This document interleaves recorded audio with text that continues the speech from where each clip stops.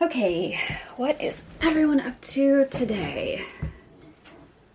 Looks like we got BT playing Stray Souls. I don't even know what that is. Oh, there's just a child in the woods. Are you okay there, buddy? I have to play this. Have you ever seen a game that you immediately wanted to make your worst enemy? I have, and that game is Stray Souls. Now, I had never even heard of Stray Souls until I saw that Blood Thunder was streaming it the other day, and I just popped in on a whim. It looked scary, I knew it was new, and I had not even looked up any reviews for it whatsoever. But upon entering the stream and watching for 20 to 30 minutes, I realized this game was going to be the death of me. I decided immediately that even though I knew what was happening in front of me was going to be my experience, plus probably more, I still wanted to spend the money on this game just so that I could do this video. So here we are. This is my review of Stray Souls. Now, after seeing about 20 to 30 minutes of Blood Thunder's gameplay, I kind of had an idea of how this review was gonna go. I thought I was just gonna say, hey Jakai Studios, you guys released a game and it's not very good. It looks really good, but unfortunately because your game looks AAA and you didn't really meet the AAA standards of gameplay, horror, or anything else, people didn't really like it. The review I'm about to give you after playing it is so much worse. I purchased Stray Souls for $23, which is actually 20% off of the original $30 price point, and I want you to keep that in mind through the rest of this video, because when I start to tear into this game and you start to feel like maybe I'm being a bit harsh and you want to defend it, I'm going to remind you that this game retails for $30 fucking dollars. That's right, that's half of what it cost to buy Breath of the Wild. So when you start to get defensive about it, go back to that $30 price point. Keep it in mind. Now, before I go full angry video game nerd, I do want to point out some things that I did like about this game. And obviously this is going to be major spoilers, so if you have any interest in buying this game yourself, obviously don't watch from here. Number one, the voice actor of the main character carried this entire game. Some of the other voice actors, maybe not the best choice for what they were delivering, but they did fine. But this main character, Jack Hawkins, I think he did an excellent job. I have nothing but good things to say about him, and I hope he continues to do really great work in the future because honestly, he was great. I also didn't mind the facial expressions. I think that the main character was like fairly well animated. There were lots of awkward times when his facial animations would start up in the middle of a cutscene and he would be yawning while like doing something in a cutscene, which I thought was strange, but like, I digress. The main character had no problems with. Number two is creature design. I actually really like the monsters in this game. I specifically thought that this boss in particular was really, really cool. It was very creepy. Unfortunately, we never got any context for this boss. We never really talked about it. It doesn't really fit into the lore as far as I saw, but it was really cool, and most of the other creatures were also equally creepy. I cannot say they were executed well. I cannot say that they functioned in the game well, but purely from a design standpoint, I liked most of the creatures in this game. Number three is this pug. I just love him. Look at him. He's like melting. I adore him. He also does some little snores if you just like come into the room. I think they wanted to make sure that you knew he wasn't dead, but like literally you pet him once and then he just sleeps for the rest of the game, but I love him. Unfortunately, that's about where it ends for the things that I liked, so let's get into it. You start off the game as Daniel, who has inherited a house from his biological grandmother, who he's never met due to the fact that he was adopted. Being almost 18, he's like, fuck yeah, free house. The house is fairly normal if you don't look at all the terrifying art that Granny kept on the walls, or the fact that there are several locked doors that the realtor just conveniently couldn't find the keys to. Just like any 18-year-old, Daniel spends his time chatting with girls online, one of which just so happens to live directly across the street within peeping distance of his window. She has apparently lived next to Daniel's grandmother for a few years and says both Granny and the house have always been a little strange, with lots of seedy folks coming in and out at all hours of the night. The girl even admits to having broken into the house once on a dare. Daniel doesn't seem as concerned about this point as I would, but he is 18 and probably trying to get laid, so there's that. Through these conversations, the girl encourages Daniel to search the house to get into the locked rooms, so of course we oblige. Now, the Steam page for Stray Souls makes many claims. One such claim promises that the player will solve dozens of clever puzzles with out-of-the-box solutions to test your wit. I am here to tell you that this game did not test my wit even once, but it sure did test my patience. The puzzles in this house were not really puzzles. This puzzle involved turning blocks to spell out a phrase, but you could only rotate a handful of the blocks. This puzzle just involved wandering around the house looking at paintings with very obvious colored numbers on them, and then playing the corresponding numbers on the piano. All while you're supposed to be getting scared by this ghost of your grandma, except these were the slowest scares I've ever seen in my life. Every single one was either a cutscene or stopped the player's momentum entirely to show Granny being a little freak. She even appears in a cutscene walking down the hall towards Daniel, and then when the cutscene ends, she's just gone. I expected to take control of Daniel again and have to outrun her, but she's literally not even a threat. An invisible force, which I assume is Grandma, does drag us across the floor a few times, but it doesn't do damage, and it's basically just another cutscene. After we've unlocked the final mysterious door, which seems to lead straight to heaven or hell, I don't care, the girl from across the street breaks in the house and stops us right in time. Now we start to transition into the next scene, and we're hit with this screen here.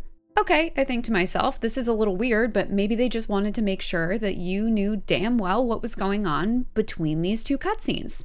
That's fine. Except this kind of screen pops up at every single transition. Now, maybe the devs just wanted to have a really interesting loading screen, but it didn't seem to have any loading happening. You could immediately click the continue button. So these were purely here for context. Context the player should not need if you had just animated that in. The first one, I guess, was forgivable because we skipped right into a cutscene of being in the car with this girl.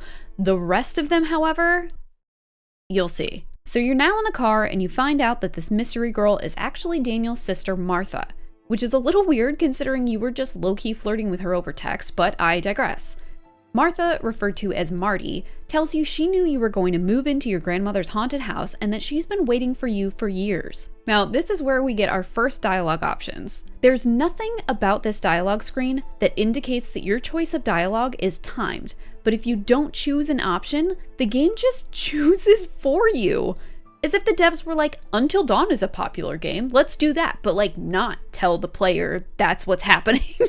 Marty reveals to Daniel that his mother was murdered by his father when she was pregnant with him, and it was all this plot by his grandmother's cult to create a child born from extreme trauma to act as a vessel for some sort of demon.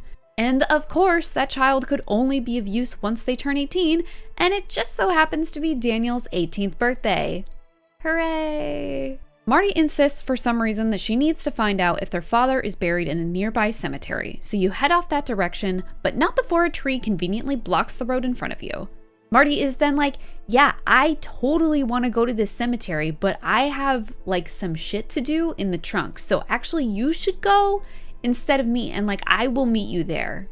Which is like, whatever. Like the plot of this game is not even close to our biggest problem. I'm so serious. So you're now off into the woods to find the cemetery.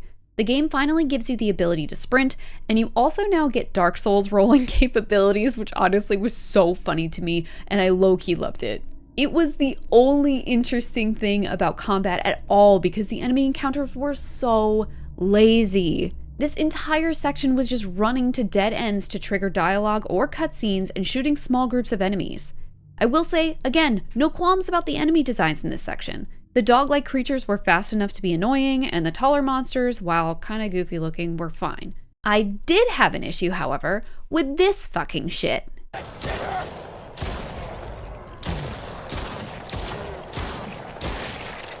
The exploding thing is hilarious, and I am real glad that's in here. That's right, when you kill enemies, they comedically explode. Every enemy for the rest of the game does this. I can't tell if this was some sort of practical choice to avoid dead enemies taking up space or something, but it made it look so weirdly comedic, like it took you right out of the horror. And once they're dead, they're dead. There's no enemy respawning, so once an area has been cleared, there is nothing to do but run aimlessly through this completely unthreatening wooded area and pick up ammo that is quite literally every few feet. One of the other features that was listed on the Steam page for this game is that it has simplified combat without massive loadouts that puts focus on strategizing combat tactics and resource management. And honestly, I am begging whoever wrote that to help me with my resume because that is the biggest fucking stretch I have ever heard. I think there was one singular time when I had to think about how much ammo I had because there was so much. It was everywhere. Not one part of combat was challenging, especially with this ability to just roll everywhere. There were many moments where I ran out of ammo mid-battle, and that should be a panicky moment. But then the enemy AI was so buggy, they'd often just wander off into the forest while I restocked. This boss that I was praising the design of earlier got stuck halfway through the fight, and I just restocked while he walked in place. There was so little threat in any of the combat of this game, and it's not like there was a difficulty setting. I played this on the intended and only difficulty. It just wasn't good. It's like there was no math done about how do we actually make this a game where you can strategize and think about your ammo. It was just lazy. So after defeating the forest spirit boss, which you never get any story or context about, you find yourself at the graveyard. This section of the game is where I really felt like the devs were trying to run up the timer and make sure they pushed past this 2-hour refundable mark, because all this area was good for was running around, triggering cutscenes, triggering dialogue, searching trash cans, and it was so fucking messy. There were moments where you'd be exploring and could interact with objects, but Daniel would just say, I don't need to think about that right now, until you triggered dialogue or a cutscene that was relevant. At one point, I passed a note on a door that I could interact with, but Daniel was like, nah, maybe I'll do some reading later. Maybe just place the note in a different spot where we would trigger the cutscene before even getting to the note. I just don't understand these kind of choices. I don't know, man. I'm not a game designer, but like if I'm noticing this kind of stuff as a casual player, woof. By the way, you remember when your sister sent you to battle forest spirits alone because she had a surprise for you? Fireworks. The surprise was birthday fireworks that she just happened to have in her car for you. I don't know. I don't know. So you find the gravesite of your mother, but your dad isn't there, so Marty says the next logical place to look is a nearby police station for the police records. Now, the game has had a gorilla grip on the player's hand through this entire experience so far, but this particular moment is where I realized how dumb they actually think the player is. As you're trying to enter the police station after triggering a completely nonsensical jump scare, you come across a locked gate with a big, shiny padlock. Now, you have just barely interacted with this padlock before the game screams, "Hey, fucko, shoot the lock!"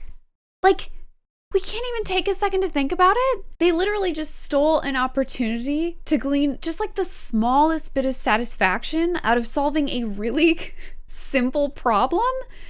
And they just took it. I don't know. This whole thing felt like it was such like a weird insult to the player's intelligence. I don't understand. Anyway, you do more dumb look and find shit. You fight a boss that is just so slow and non-threatening, and then you get into the police station and you have to find like 6 different keys, and none of this area is fun. And the game does this classic thing where it tells the entire story in a handful of notes conveniently strewn about the building. We don't reference this dead guy even once, and then we finally get new enemies. Yes, okay, finally, new enemies. And once again, I have no qualms about the design of these guys. However, they still exploded into bits, and these enemies made a hilarious noise prior to exploding. Really?